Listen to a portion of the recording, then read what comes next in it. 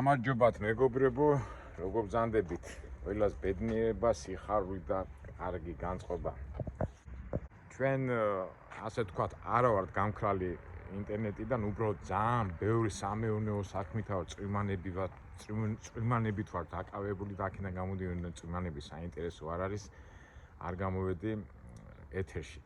მაგრამ ჩვენ ვაგზელებთ ისევ ჩვენებურად, როგორც კი იქნება საინტერესო თემა მაგის და მაგვარი, ჩვენ ჩავერთვებით და დღეს გონი ერთ-ერთი საინტერესო თემა გვექნება.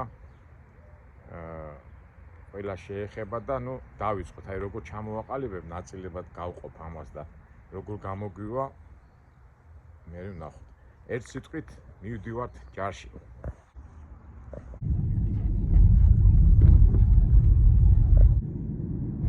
ჩემო მაყურებლებო, თქვენ შეჩეული ხართ ჩემ ასე ვთქვათ დაბყოლებას, რომ სამწუხაროდ ბევრი რესპონდენტები უარს მეუბნებიან გადაღებაზე და ჩემი შვილის მაგ კატეგორიას ეკუთვნის. ამიტომ რომ არ გავაღიზიანოთ და არ ვაწყენიოთ, ჩვენ ჩვენებურად გავაგზავნოთ ჩვენი სათქმელი და ასე შემდეგ. ერთი სიტყვით მივდივართ ჯარში. ეს ისეთი თემა, ამას შევეხები, მაგრამ სანამ ამ თემამდე მივალ, ცოტა ასე ვთქვათ შესავალი მინდა დავიწყო.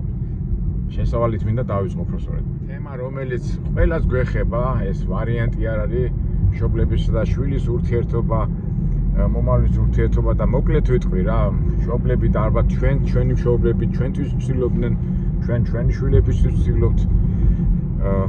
ასე ვთქვათ, არ მინდა ეხლა ცუდად ვთქვათ, წვალობთ თუ არ წვალობთ, ყოველ შემთხვევაში მომავალზე ფიქრობთ და ჩვენ შვილებს და ჩვენ მომავალ თაობას ხიდად ვუდგებით, მაგრამ აი ეს ხიდად დადგომა ზოგჯერ ზედმეტში გადადის, არ გადადის და თავისი ნიუანსებია, რომელსაც მე ჩვენ სტილში ბუნებრივად ნატურალურად გადმოვცემ და ალბათ სათქმეს რასაც ვიტყვი, შინაარს ადამიანები გამოიტანებენ და დარწმუნებული ვარ თავისებურად თავისი აზრი და თავისი აზრი აქვს ამ თემაზე. რამდენ ნაწილად გავყავით ჩემი ლაპარაკი და პირველ ნაწილს თითქოს არ მინდა ეხლა ვინმე წუწუნებდი არ რაღაცა, მაგრამ მინდა მაინც ხაზი გაუსვა.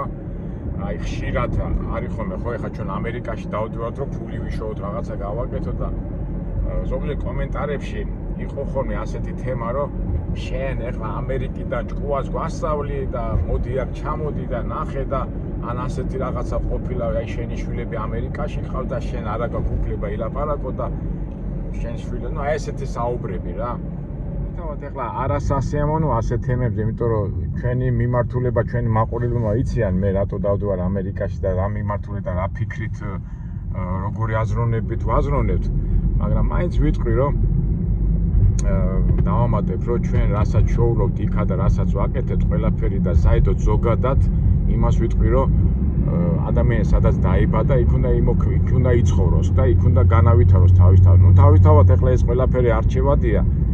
ჩვენ არავის არ ვაძალეთ, მაგრამ ჩვენი მაგალითი და ასეთი ნატურიდან გამომდინარე ვაჩვენებთ იმას, რაც არის.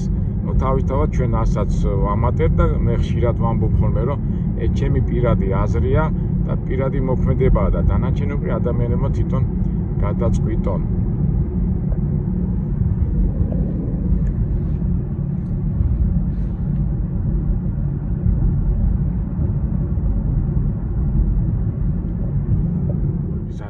დათხრილი, მე რა უშავს ნენელა. ხო და რაც ვამბობდი, ჩვენ მოქმედებთ ჩვენ სამშობლო და ჩვენი სამშობლოდან გამომდინარე ვცდილობთ ყველაფერი აქ განვავითაროთ და აი მეკინა გზა რა ყოფილა იქ გზა.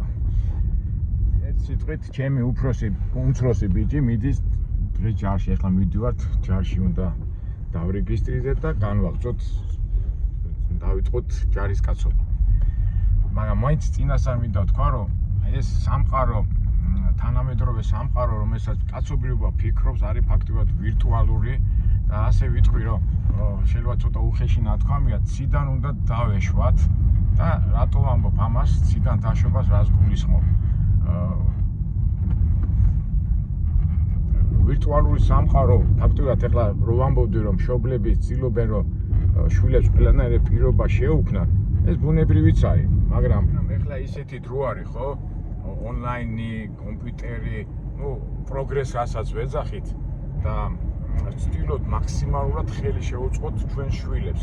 Რა თქმა უნდა, კარგია, ინტერნეტიც კარგია, ონლაინიც კარგია, თანამედროვე ტექნიკური საშუალებები კარგია, მაგრამ აქ ცოტა ეშმაკობაც არის ჩართული ამ კომფორტში და ამ მოხერხებულობაში რაღაცა იკარგება. Აი მოკლედ ვიტყვი, აი თქვა ჩვენ სტილში როგორ ვამბობ ხოლმე, ესე იგი თითქოს ყველაფერი არის, თქვა კაი მანქანები, კაი სუპერმარკეტი, აი რაც გინდა სულო და გულო, მშიერე არავინ არ არის, თქვა რაღაც საჭმელსაც ისოვე, სამსახურსაც ისოვე, კაი კომფორტულად ცხოვრობ, მაგრამ არაფერიც არ არის. აი ხა ამას განვავრცობ ამას. თითქოს ადრე ხო, თქვა ადამიანები ღარიბად ცხოვრობდნენ, ბევრი რაღაცა აყდათ, მაგრამ ბედნიერების, აი თქვა იქ საჭმელიც არ ქონდათ, ტანსაცმელიც არ ქონდათ, ბევრი რაღაც უბედურება აწუხებდათ გარშემო, მაგრამ რაღაც უფრო ლაღები და კარგები იყვნენ და ბედნიერები იყვნენ. მაგრამ თანამედროვე დროს რა ხდება? თითქოს ყველაფერია, ტექნიკაც არის, ისიც არის, ესეც არის, მაგრამ ხალხი რატომღაც ბედნიერი არ არის და უფრო გაღიზიანებული, უფრო როგორ ვთქვათ, პრობლემატური და კარგად და ბედნიერად ვეგრძნობენ თავს. რაღაც პარადოქსია რა, რომ დავფიქრდეთ, ყველაფერზე დავარქვათ თავის სახელი, ალბათ მაგაში დამეთანხმებით. კიდევ ეძებენ ხო, ეს ბიჭები რო ჩავარდნენ იმ მტკვარში და ხიდებთან განარდა ეძებენ ხო. ხო და ისმის კითხვა რა ხდება, როგორ ხდება და მე ჩემებურად, ჩემი პირადი აქ არ მწვანე არ არის ხო? აინდება, ჩვენ პირად იმას მოგახსენებთ. მე ამას ასეთ ვიტყვი, ეს არის ვირტუალური სამყარო, რომელიც ონლაინი და კომპიუტერი ამას გვაძლევს. ეხლა მაგალითად ეს სიტყვაზე ვირტუალური არის ინტერნეტით შეგიძლია ყველაფერი გააკეთო, თუნდაც წახვიდე სამოგზაუროდ, თუნდაც დაათვალიერო მუზეუმები, წიგნები და ეს სახლიდან გავუსვა, კი ძალიან კომფორტულია, ყველაფერი კარგია, მაგრამ რაღაცა აკლია. ადრე თუ ამაზე ჩვენ ხშირად გვილაპარაკია, ადრე თუ სხვათ არ იყო ეს ონლაინი კავშირი და ეს ხავსი, ეს კომპიუტერული ტექნიკა, ყველას ასე თუ ისე, კი, შეიძლება დაბყოლება იყო, შეიძლება დრო დიდი მიქონდა, მაგრამ ურთიერთობები ჰქონდა. დღევანდელ დღეს ეს ურთიერთობები და ეს ასე ვთქვათ კავშირი, ინგლისურად relationship არ არის. და გამოდის პერიოდი, მიდის პერიოდი და ხედავ, რომ ის ახალგაზრდა და ის ახალი თაობა რაღაც აკლიათ, რაღაცა ისეთი არ არიან, როგორც ჩვენ ვიყავით თავის დროზე. ადრე რაღაც დისციპლინას ექვემდებარებოდი, რაღაცა სიმკაცრე, რაღაცა იმაში ჯდებოდი და ეხლა თითქოს თავისუფალი ხარ, კი, რაჯობია თავისუფლებას, მაგრამ დისციპლინა არ არის და ურთიერთობებიც არ არის.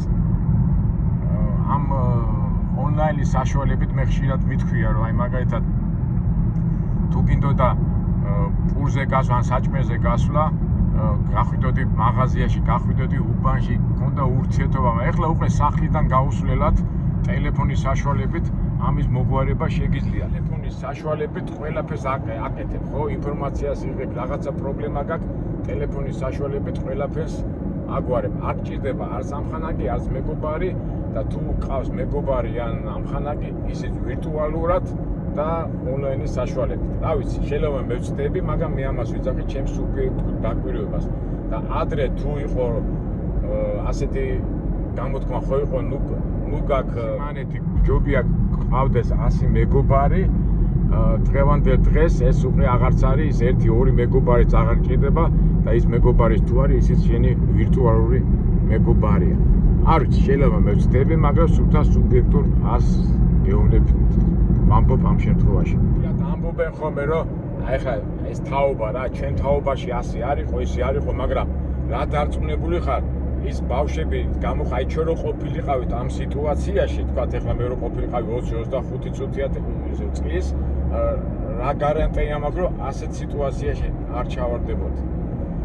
მაგრამ რეალობა ასეა და ჩემი ხედვით დღევანდელი ასე ვთქვათ ვირტუალური სამყარო აი ადამიანებს უფრო ასუსტებს. ეხლა ზოგი მეტყვის, რომ შენ ახლა რა გინდა თქვა, რომ სიბნელეში და უკან წავიდეთ, მე მაგას არ ვამბობ სიბნელეში უკან წავიდეთ, მაგრამ ფაქტია, რომ მეტროვე კომფორტული დრო იმ უნარებს, რაც ადრე ჰქონდათ ადამიანებს და ეს უნარები რა არის? შრომით, წვალება ცოტა ეს სიტყვა, იმ ნელა-ნელა მიყოლაში უფრო ძლიერი ხდებოდი და წარმოიდგინეთ ახლა თანამედროვე დროს, როდესაც შენ შეგიძლია ონლაინით ყველაფერი მოაგვარო და უცბად გათიშო დენი, გათიშო ინტერნეტი და ის თანამედროვე ადამიანი, რომელიც ამ თანამედროვე დროს არის მორგებული, იმ დენისა და ინტერნეტის გათიშვის შემთხვევაში რა დღეში ჩავარდება ის ადამიანი. ეხლა მე არ ვიძახი ახალგაზრდებზე და იმას, ზოგადად ვიძახი, ისეთი მიჯაჭვულობა გვაქვს ამ თანამედროვე ცხოვრების მიმართ, ანუ ვირტუალური სამყაროს მიმართ. ეს თემა, რაზეც მე საუბრობ, საკმაოდ სერიოზული თემაა, საკმაოდ დიდი თემაა და ალბათ დისკუსიაშიც დროთა განმავლობაში როცა შევხვდებით, შეიძლება დაგვარად მაგაზეც ვისაუბრებთ. ოდა გამოსავალი რა არის? გამოსავალი ვერსიები იქნება, მაგრამ ერთ-ერთი გამოსავალი, ვინაიდან ჩვენ ასე თუ ისე მორწმუნე ხალხი ვართ, ამ ვირტუალურ და ამ შრამ ურთიერთობაში იკარგება ის ძირითადი ფუნქცია, რომ ღმერთთან ახლოს ვიყოთ, იმიტომ რომ ღმერთთან ჩვენ ბიბლიიდან გამომდინარე და სწავლებიდან გამომდინარე, ეს ასეთი წინასწარმეტყველება ბიბლიაში ყოველთვის გავრცობილია რეალობაში, მაგრამ იმ ბიბლიაშივე ის პასუხი არის ამაზე, მაგრამ ამას ცოტა დრო უნდა და ამ ფორმატში ახლა ცოტა გამიჭირდება ეს ყველაფერი ასე თქვა ჩამოაყალიბო. და გადავიდეთ ისევ ამ ვირტუალურ სიტუაციიდან, რომ ადამიანები და ეს ახალგაზრდობა ასე თუ ისე სუსტება და ეს რო არ მოხდეს, უნდა მოხდეს რაღაც შერწყმა და ამ შემთხვევაში ახლა ჯარზე რო დავიწყე საუბარი, აი ჯარის ერთ-ერთი გამოსავალია. ეხლა პირადად ეხლა ზოგი მეტყვის ბიჭო ამერიკაში ეხლა რა უნდა ეხლა ჯარიდან არ წასვლა ძალიან მარტივია, ხო? ეხლა ჩვენ მაგის საშუალებაც გვაქვს, თან ჩემი უმცროსი ბიჭი სტუდენტია, პრობლემა არ არის. უბრალოდ შეგვეძლო აგვერიდებინა თავი, მაგრამ არა, იმიტომ რომ ჩვენ თვლით, მე, ჩემი მეუღლე და ჩემი ნათესავები ვფიქრობთ, რომ ეს ეტაპი მაინც უნდა გაიაროს.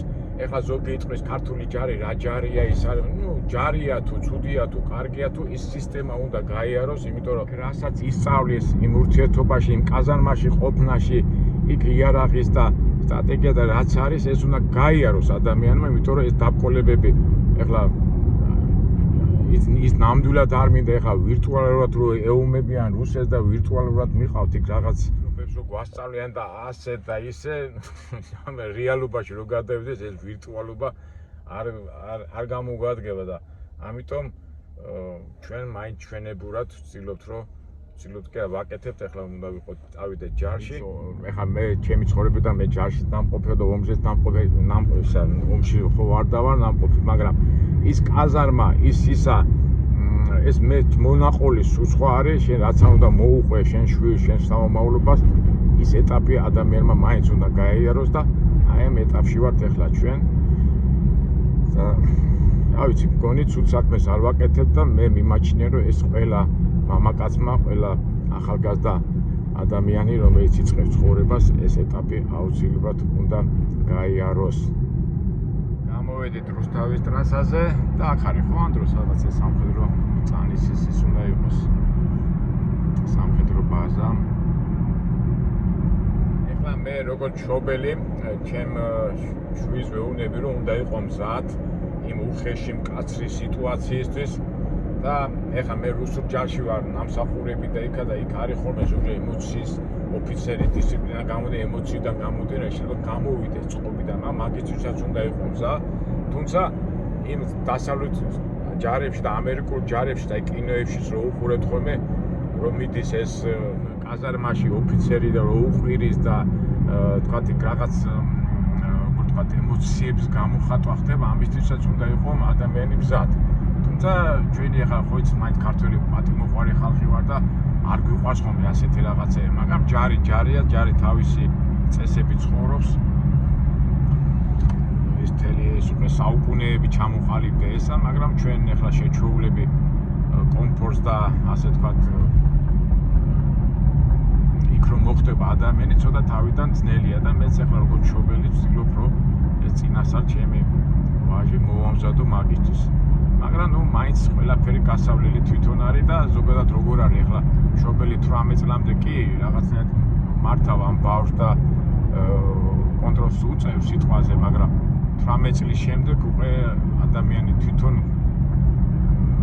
ირჩევს თავის გზას, მაგრამ ჩვენ როგორც მშობლები თავისთავად ჩვენ გამოსილებას უზიარებთ არავითარ შემთხვევაში და მით უმეტეს ახლა ქართველები ახლა ევროპა და ამერიკას რო გაიძახიან, იქ როგორ არის ადამიანი 16-17 წლის ხდება და გადის სახლიდან და მშობელი არც უყურებს.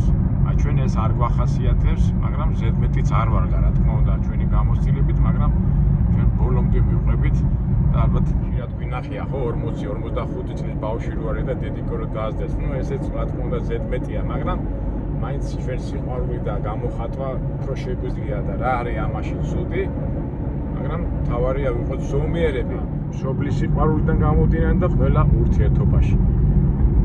და ვიყოთ ჩვენი შვილების ხიდები, მაგრამ ის ხიდებიც მათი საქმე ჩვენი გასაკეთებელი არ არის, ჩვენი უბრალოდ ჩვენი რჩევა მთავარი, თორემ ხიდების ზედმეტიც არ არის საჭირო. ნუ ერთ სიტყვით აი ესე ჩამოვყალიბდით და ნახოთ ახლა მივიდეთ სამხედრო ნაწილში და ჩვენი ანდროც გავაცილოთ. ეს ის სასწავლო ცენტრია სახელმწიფო სარეთო. აგე საქართველოს დროშა და ეგ ჯარისკაცების. ახლა დიდი ხანი რო ვაყოფილო არა კაცო მეშინია რომ ზები არ შაი ხო. ძალიან ისე სასწავლო ცენტრი. აი ჩემო ანდრო მოვედით. ჯარია. ახლა სიას წაგიკითხავენ რა შენ. კარგია, კარგი. მიყვარს.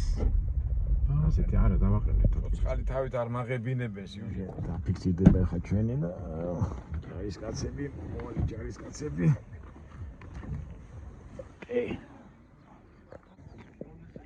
ოჩახა და აგეთ შეხვალე ხარ და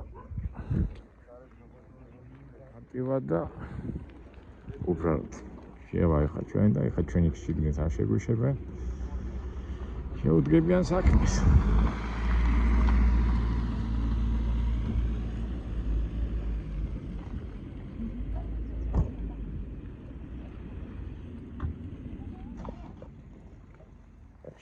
შეუშვით და დაიწყება ცხოვრება. მე რომ მკითხო კი რა ყველა უნდა იყოს ჯარში, უნდა წავიდეს და გასინჯოს ეს ყველაფერი. შეიგრძნოს და ჩაწვდეს იმ მებრძოლი ჯარისკაცის სულში. გავედით, ანდრო შეუდგება ჯარისკაცობაში, ჩვენ შევუდგეთ ჩვენ ცხოვრებას.